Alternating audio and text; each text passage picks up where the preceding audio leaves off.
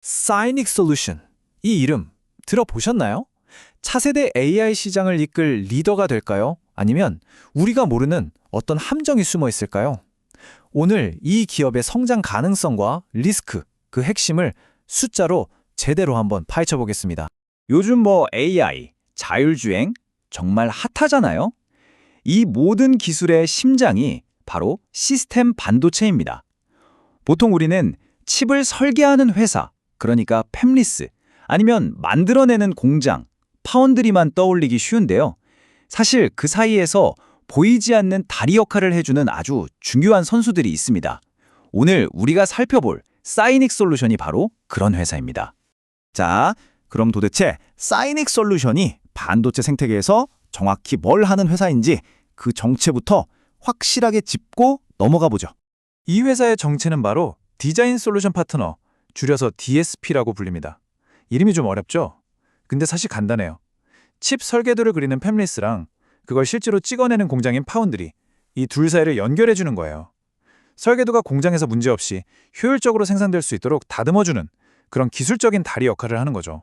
그래서 별명이 뭐냐면요. 기술 번역가입니다.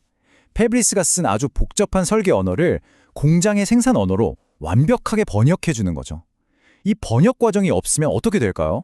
수천억 원을 들여 만든 설계도가 그냥 종이 조각이 될 수도 있는 겁니다. 그러니까 반도체 생태계에서 정말 중요한 역할이라고 할 수 있겠죠. 자, 그럼 이 회사의 성장 잠재력은 과연 어느 정도일까요? 우리가 왜 지금 이 사이닉 솔루션이라는 회사에 주목해야 하는지 그 이유를 하나씩 뜯어보겠습니다. 일단 이 숫자 10%, 여기에 먼저 주목해 보시죠. 이게 뭘 의미하냐면요. 전 세계 시스템 반도체 시장이 매년 10%씩 성장하고 있다는 겁니다. 엄청난 속도죠. 사이닉 솔루션은 바로 이 거대한 성장의 파도에 제대로 올라탄 선수라고 볼 수 있습니다. 성장 동력은 크게 세 가지로 볼 수 있어요. 첫 번째는 바로 온 디바이스 AI입니다.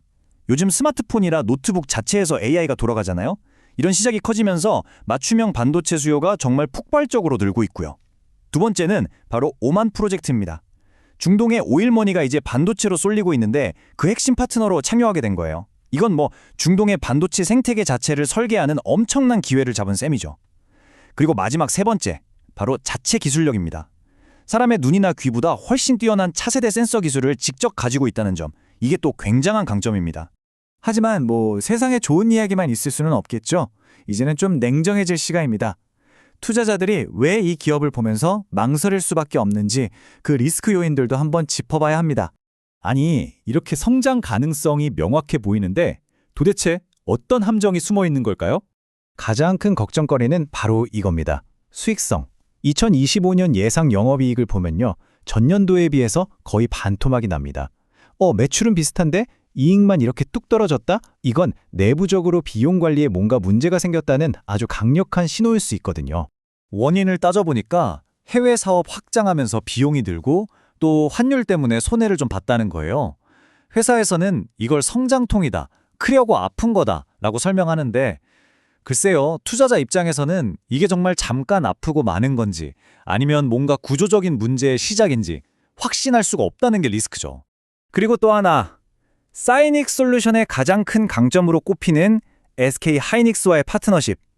이게 사실은 동시에 가장 큰 약점, 그러니까 아킬레스건이 될 수도 있습니다. 이 파트너십 덕분에 다른 회사들은 못 쓰는 특수 공정을 활용할 수 있다는 건 엄청난 장점이죠. 하지만 반대로 생각해보면 만약 SK 하이닉스의 전략이 바뀌거나 하면 사업 전체가 흔들릴 수 있다는 거예요. 딱 양날의 검인 셈입니다. 그리고 단기적으로 주가를 꽉 누를 수 있는 오버행이라는 리스크가 있어요. 이게 뭐냐면 쉽게 말해서 상장하기 전에 투자했던 기관들이 가지고 있는 주식 물량인데요. 이게 이제 팔 수 있는 시점이 된 거예요.